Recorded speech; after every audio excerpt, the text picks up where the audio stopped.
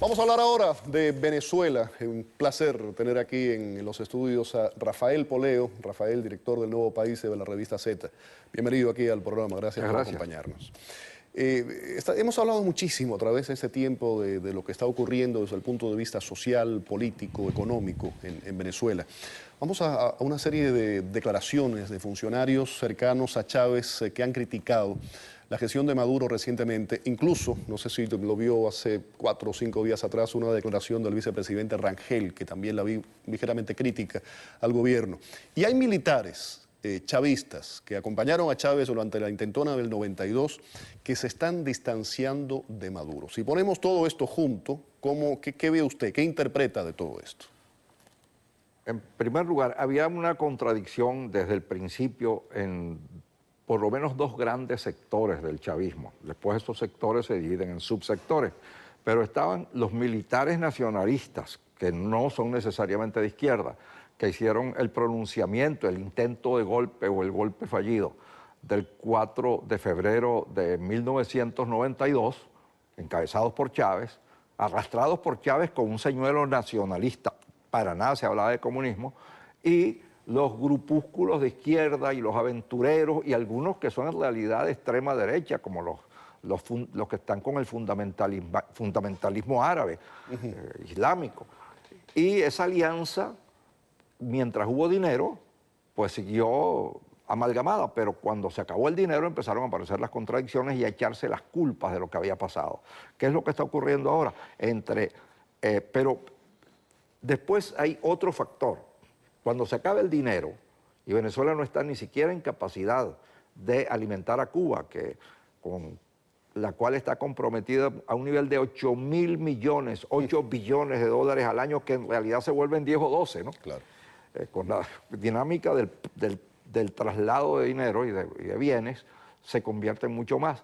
Entonces, Raúl Castro, que ahora está negociando su capitulación, la capitulación de Cuba con la Unión Europea, eso es un proceso que empezó en marzo, oficialmente, en marzo pasado. El tema del levantamiento de la posición común y han estado negociando y todo esa negociación significa nada más que la extinción del modelo económico socialista. En la parte política hay el compromiso, dijo el vocero, la vocero, porque es la baronesa Ashton de la Unión Europea, que es condición indispensable el restablecimiento de los derechos humanos y de las libertades individuales, y no al concluir las negociaciones, sino en el curso de ellas, de manera que, como las negociaciones están en marcha, hemos de suponer que empezaremos a ver decisiones concretas ya acordadas con la Unión Europea para el restablecimiento de los derechos humanos y las libertades individuales en Cuba. Pero mientras tanto, Venezuela, ¿qué es lo que económicamente le interesa a Europa?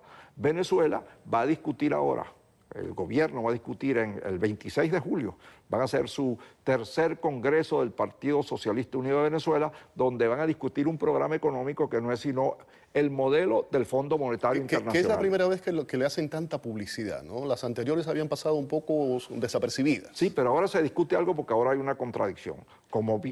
Para imponer el modelo del Fondo Monetario Internacional, que es un modelo capitalista, neoliberal, sin duda. diríase que extremo, es lo que algunos llaman el capitalismo salvaje, despiadado. Bueno, para imponer eso han tenido que echar a la gente de izquierda, que había mandado 15 años, al mentor de Chávez en materia de economía, que era el doctor Giordani. Lo han echado y el doctor Giordani al irse ha dicho que la culpa la tiene Maduro por incompetente y Rafael Ramírez por ladrón. Ahora, déjeme preguntarle, Poleo, algo. A estas alturas, como usted dijo, la fiesta terminó. La economía está mala, hay una implosión social, 15 años de una gestión desastrosa en todos los aspectos. ¿Están tratando ahora de bajarse del desastre? Porque esto no lo hizo solamente Maduro. Esto es el resultado de 15 años de una pésima gestión que empezó con Chávez. El responsable es Chávez. Claro. Porque Maduro recibió hace menos de 2 años un juego perdido. Ya la economía no tenía posibilidad de recuperación, y por eso justamente es que Raúl Castro, que es un hombre pragmático y que podrá maquillar los cambios en Cuba, pero no le importa tanto maquillarlos en Venezuela porque tiene prisa, porque es una cuestión de que Venezuela tiene que restablecer su crédito sometiéndose a la pauta del Fondo Monetario Internacional rápidamente para poder mantener a Cuba, y no solamente mantener a Venezuela elemental. Entonces le han puesto presión a Maduro. Maduro es designado por eso, porque era el más dócil frente a Cuba, porque era el que tenía una militancia castrista relativamente antigua. Correcto. Estos militares han hecho una serie de declaraciones, por ejemplo, dicen que no van a asumir ni a compartir los errores de lo que está haciendo Maduro hoy día. Nosotros tenemos un dicho que dicen, cuando decíamos que Maduro llegó al final de la fiesta, dicen, le tocó bailar con la más fea. Eso sí, le tocó bailar con la fea. Exacto. Y eso no tiene, eso es irreversible. Hoy observa Bloomberg, que es un servicio informativo que en economía tiene todo crédito, cita hoy a unos cuantos analistas de instituciones respetables, según los cuales lo de Venezuela, el problema económico de Venezuela no se recupera, ni que el petróleo, por lo de Irak y cosas parecidas que puedan ocurrir, llegue a $150 el barril. Dice que ni siquiera es así, porque es que ya la economía no funciona, ya se trancó la máquina. $1 a 150 ya sería tarde. Y Venezuela además no está en capacidad productiva de aprovechar eso. Bueno, habría que leer a Bloomberg, pero lo que dice es eso, que un aumento tan sustancial como la locura de $150 el barril de petróleo no va a resolver el problema económico venezolano. Hay grietas que estamos viendo dentro del oficialismo, el tema de los estudiantes o qué está pasando con la oposición, que también está dividida la oposición. ¿Hacia dónde se dirige la crisis venezolana? Mira, la oposición sorprendentemente está unida. Yo llamé por el BlackBerry a dos personajes que son claves, que son Enrique Capriles, obviamente, que ha sido el candidato varias veces, y Antonio Ledesma, que se acepta que es el candidato que tiene más aceptación popular, el que sube cerros, el que gana repetidamente, le gana al gobierno las elecciones en Caracas. Y les dije, mira, ¿cómo estás viendo esto? Como tú me estás preguntando, ¿cómo va? ¿Cómo estás viendo las cosas? Cuando los dos, cada uno, por supuesto en una llamada distinta, coincidían las versiones, me terminaron de responder, les dije, mira, yo voy a convertir esto en una entrevista contigo. Confía en mí que yo, por supuesto, no, pues lo que tú digas. Entonces hice dos entrevistas que en realidad convertí en preguntas y respuestas lo que iba conversando con ellos o lo que ellos me iban diciendo. Y las publiqué en la edición de Z que está circulando esta semana, que circula desde el viernes. Hoy me llamó Capriles, por cierto, para agradecerme que la entrevista había terminado, había tenido muy buena aceptación, porque los dos hablan de la necesidad de la unidad y de permanecer dentro de la MUD. Que es el Centro de Unidad, que tiene los defectos que tiene que tener un organismo donde hay 7 partidos, 7 intereses políticos distintos, que además están oliendo ya la salida, están oliendo un panorama mejor, y eso les excita. Pues. Pero esa salida, Poleo, ¿cómo la ve? ¿Constitucional? ¿De qué forma? Mira, no es que yo sea maniático de una salida electoral, no es que yo no crea en la eventual utilidad de un golpe militar. Pero el golpe militar en Venezuela no es factible, ni en América Latina. En primer lugar, los militares saben que si ellos le sacan las castañas del fuego a los políticos después los van a perseguir. ¿Y por qué lo saben? Porque es lo que han hecho en Chile, lo que hicieron en Argentina, lo que hicieron en Uruguay. Ellos no van, hoy en Centroamérica están enjuiciándolos. Los militares no pueden derrocar un gobierno, cambiar un régimen, si no es por la fuerza, y la fuerza supone matar gente, porque eso es lo que los militares están entrenados para hacer. La solución va a ser política y va a ser el año 16, en las elecciones del año 16, y todavía en las elecciones parlamentarias del año que viene. Pero hay algo muy importante. La MUD puso una de las 5 condiciones que puso para que hubiera un entendimiento, en el periodo ese en que hubo conversaciones, en que estuvieron reuniéndose, puso una condición sumamente importante, condición sine qua non. Si no hay esa condición, no hay acuerdo, no hay entendimiento entre el gobierno y la oposición, y el gobierno, después de este Congreso del Partido Comunista, o sea, en agosto, se tira de frente a buscar ese acuerdo. No lo puede hacer ahorita porque no está unido, tiene que resolver en ese partido la indiscutibilidad de hacer asentar el poder de Maduro, que está en el aire, está cuestionado entre su propio partido. Entonces, ellos van a ir a un acuerdo, y la MUD, la oposición, ha exigido que haya un nuevo Tribunal Supremo de Justicia, un nuevo Consejo Nacional Electoral, unas nuevas judicaturas, y que sin eso no hay acuerdo, no hay entendimiento. Ese es el próximo paso político para una salida política, porque la unidad unida ya tiene en todas las encuestas, la oposición unida tiene en todas las encuestas más que el gobierno. En una proporción que ya es de más de 6-4. Ahora que usted habla del Tribunal Supremo de Justicia, ¿qué piensa de esta autorización que le ha dado a militares a participar en actos políticos, el PSV específicamente? La pregunta es, ¿qué ocurre si a un militar se le quiere ir a uno de Voluntad Popular, de Acción Democrática, de Primero Justicia? ¿Legalmente se puede separar uno del otro? Eso no ocurriría de ninguna manera. Claro, no, pero por supuesto, los militares... En el marco de la legalidad, ¿cómo se justifica eso? Bueno, es una legalidad forzada, es una legalidad muy forzada.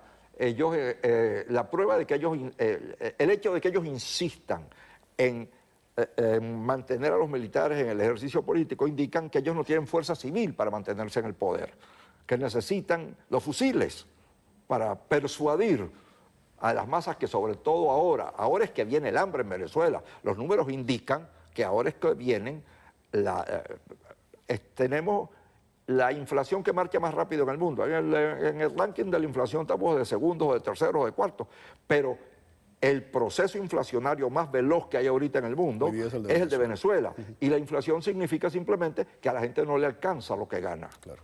No le alcanza para vivir. Y eso es lo que viene ahora en Venezuela, porque se les acabó el dinero que el gobierno regaba en los niveles más modestos de la población para disimular que no les alcanzaba el sueldo. Poleo, en Cuba eso se vio durante mucho tiempo, precisamente por lo que está diciendo la implosión social, la escasez. Cuando un padre tiene que levantarse por la mañana y salir a la calle a resolver necesidades básicas, tratar de ver cómo encuentra algo de comer para el hijo o para la hija o una medicina para el niño que está enfermo, no tiene tiempo para dedicarse a pensar, para salir a protestar. ¿Esto se puede ver en Venezuela también? No, en Venezuela sí hay tiempo para protestar. Porque la gente está trabajando muy poco. Piensa que en Cuba se trabaja, por más que sea, bajo la férula del Estado, bajo vigilancia policial. Un control absoluto de todo. En Venezuela no, en Venezuela la productividad es ínfima, el rendimiento de los trabajadores es muy bajo. Y no, claro que hay tiempo para protestar.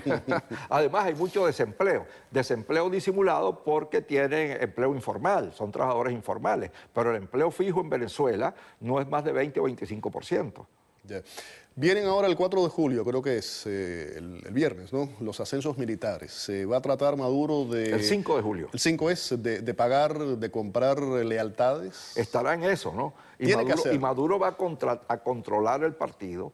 Pero mira, es que los militares... Yo estuve manejando la Comisión de Defensa en la Cámara de Diputados de Venezuela, que era donde se decidían los ascensos por 5 años. Yo tengo la cruz de todas las armas venezolanas, de todos del Ejército, de la Aviación, de la Guardia Nacional. El militar se ha burocratizado, obligado por las circunstancias, no profesionalizado, sino burocratizado, cuidar el buró, cuidar la silla, cuidar el puesto, de una manera que ya es una segunda naturaleza. Con el gobierno que vengan, ellos van a ser leales. Ellos no van a arriesgarse por gobierno ninguno. En las Guardias Nacionales que vimos atropellando gente, ustedes saben que son gente entrenada en Cuba. Esas son unas fuerzas especiales que entrenaron en Cuba y que no son ni siquiera la Guardia Nacional no es así.